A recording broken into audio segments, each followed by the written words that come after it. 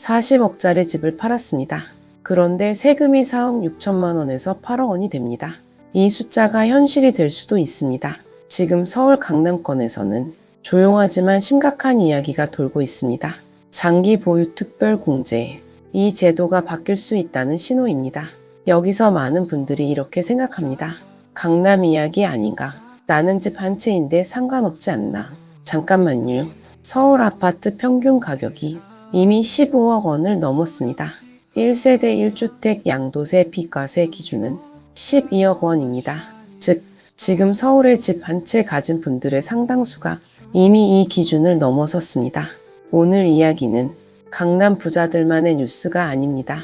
집 한 채를 가진 분들이라면 지금 이 논의가 어떤 방향으로 흐르는지 알고 있어야 합니다. 지금부터 하나씩 살펴보겠습니다. 지금까지의 핵심을 한 문장으로 정리하면 이렇습니다. 장기 보유 특별 공제 개편 논의는 강남만의 이야기가 아니라 서울 1주택자 전체에 영향을 줄 수 있는 신호입니다. 먼저 제도 자체를 이해해야 합니다. 양도소득세 장기 보유 특별 공제, 줄여서 장특공제라고 부릅니다. 이름은 어렵지만 원리는 단순합니다. 집을 오래 가지고 있으면 세금을 깎아주는 제도입니다. 왜 이런 제도가 만들어졌을까요? 집값이 오른다고 해서 그게 전부 실제 수익은 아니기 때문입니다. 오랜 기간 보유하면서 물가도 올랐고 이자도 냈습니다. 그래서 장기 보유자에게는 일정 부분 세금을 완화해 주겠다는 취지입니다. 현재 제도는 이렇게 작동합니다. 1세대 1주택 고가주택 기준으로 보유 기간에 따라 최대 40%를 공제합니다. 거주 기간에 따라서도 최대 40%를 공제합니다. 둘을 합치면 최대 80%까지 공제가 됩니다. 10년 이상 보유하고 10년 이상 거주했다면 양도차익의 80%를 과세표준에서 빼준다는 뜻입니다. 이 숫자가 얼마나 큰지 실제 사례로 보겠습니다. 강남구에서 10년 전 10억 원의 집을 샀습니다. 지금 40억 원에 팔았습니다. 양도차익은 30억 원 수준입니다.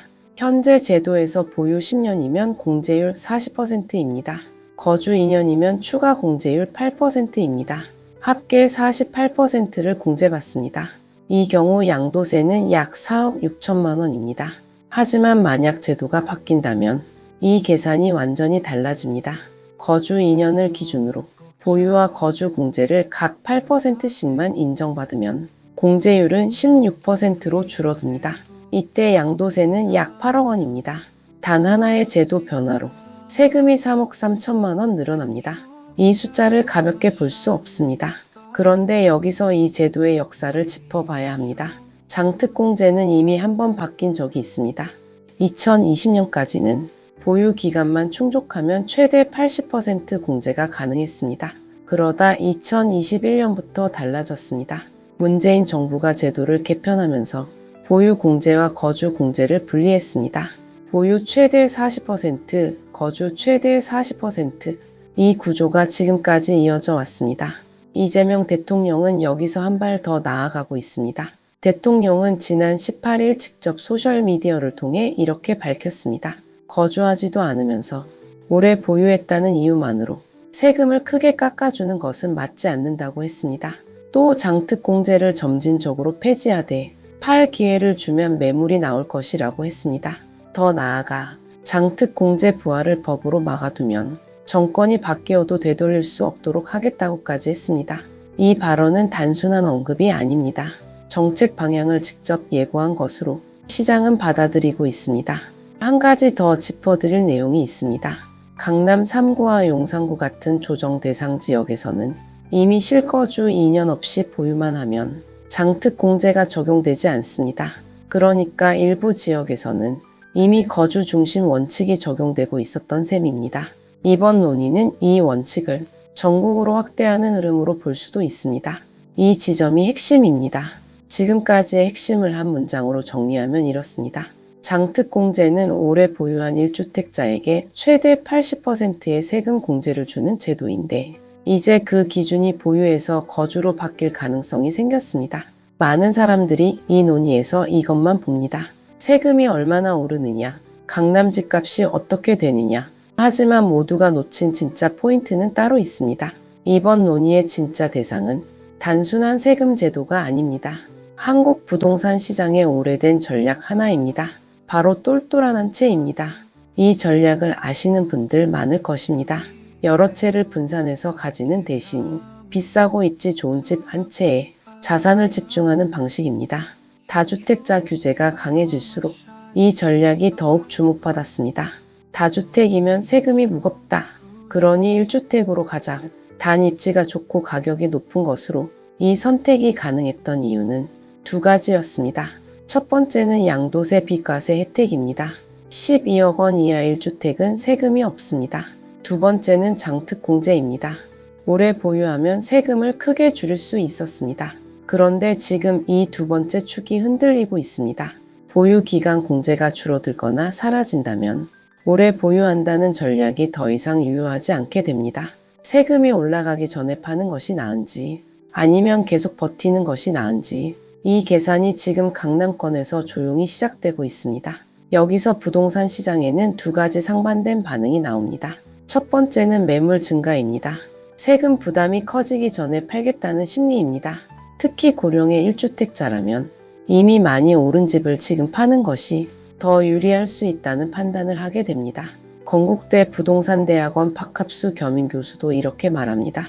강남권 고령 1주택자의 매물 출회가 가속화할 수 있다고 했습니다. 정부의 보유세 강화 기조에 장특공제까지 축소되면 세부담이 더 커지기 때문이라고 했습니다. 두 번째는 매물 잠김입니다. 이 반응이 오히려 더 강하게 나타날 수도 있습니다. 세금이 너무 많이 나온다면 팔고 싶어도 안 파는 선택을 하게 됩니다. 팔아봤자 세금을 내고 나면 남는 것이 없다. 이런 심리가 생기면 거래 자체가 줄어듭니다. KB국민은행 박원갑 부동산 수석 전문위원은 이 점을 정확하게 지적합니다.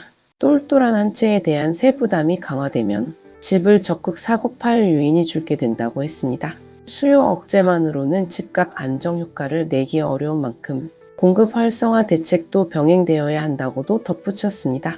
이 두 가지 반응이 동시에 나타날 수 있습니다. 단기적으로는 매물이 늘고 중장기적으로는 거래가 줄어드는 구조입니다. 그리고 이것이 바로 이번 논의의 가장 어려운 지점입니다. 세금을 올리면 매물이 나온다는 논리와 세금이 너무 높으면 아무도 안 판다는 논리가 동시에 성립하기 때문입니다. 어느 쪽이 더 강하게 작용할지는 결국 실제 정책이 확정되어야 알 수 있습니다. 하지만 지금 우리가 봐야 할 것은 이 구체적인 수치보다 훨씬 더 큰 맥락입니다. 이재명 대통령은 이 발언 이전에도 비슷한 방향의 이야기를 여러 차례 했습니다. 1주택도 주거용이 아닌 투자투기용이라면 장기 보유했다고 세금을 감면해 주는 것은 이상하다고 했습니다. 다주택자는 물론 투자투기용 1주택자도 보유보다 매각이 유리한 상황을 만들겠다고도 했습니다. 이 발언들을 이어서 보면 하나의 방향이 보입니다. 부동산을 거주 목적으로만 인정하겠다는 철학입니다. 단순히 세금을 올리는 것이 아닙니다. 집의 역할을 재정의하겠다는 이야기입니다. 거주하면 보호받고 투자하면 세금을 낸다. 이 원칙을 세금 제도로 구현하겠다는 것입니다. 그렇다면 이 정책이 성공할 수 있을까요? 지금까지의 핵심을 한 문장으로 정리하면 이렇습니다. 모두가 세금 숫자에 집중할 때 진짜 변하는 것은 한국 부동산 시장에서 집의 역할에 대한 정책 철학입니다. 오늘 이야기를 마무리하겠습니다. 한 가지는 분명합니다. 아직 법이 바뀐 것은 아닙니다. 확정된 정책도 없습니다. 이재명 대통령의 발언은 방향을 예고한 것입니다. 하지만 부동산 시장은 정책이 확정된 뒤에 움직이지 않습니다. 방향이 보일 때 이미 움직이기 시작합니다. 그래서 지금 이 논의가 중요합니다. 앞으로 우리가 지켜봐야 할 것은 세 가지입니다. 첫 번째는 입법 여부입니다. 대통령의 발언이 실제로 법 개정으로 이어지는지 그 속도와 범위를 봐야 합니다. 두 번째는 거래량 변화입니다. 강남권을 중심으로 매물이 실제로 나오기 시작하는지 아니면 오히려 잠기는지를 봐야 합니다. 세 번째는 후속 공급 정책입니다. 세금 강화만으로는 집값 안정에 한계가 있다는 지적이 나옵니다. 공급 정책이 함께 나오는지 여부가 전체 그림을 완성합니다. 그리고 한 가지 더 짚어드리겠습니다. 이 논의가 본격화되면서 한국 사회에서는 오래된 질문이 다시 등장합니다. 부동산은 거주 수단인가? 아니면 투자 자산인가? 이 질문에 대해 세금 제도가 답을 내리려 하고 있습니다. 어느 방향이 맞는지는 지금 이 자리에서 단정 짓기 어렵습니다. 하지만 한 가지는 말씀드릴 수 있습니다. 세금 정책 하나가 사람들의 선택을 바꾸고 선택들이 모이면 시장 전체의 흐름이 달라집니다. 그리고 그 흐름이 쌓이면 우리가 살아가는 도시의 모습도 바뀝니다. 지금 일어나고 있는 이 논의는 단순한 세법 개정 이야기가 아닐 수 있습니다. 한국 부동산이 앞으로 어떤 방향으로 재편될지 그 큰 그림의 첫 장면일 수 있습니다. 오늘 이 질문을 남겨보겠습니다. 앞으로 한국 부동산 시장은 거주 중심으로 재편될 수 있을까요?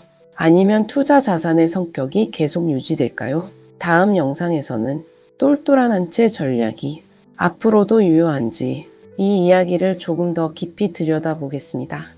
구독과 좋아요는 한 번 더 생각해 보게 만드는 힘이 됩니다. 오늘도 행복한 하루 되세요. 감사합니다.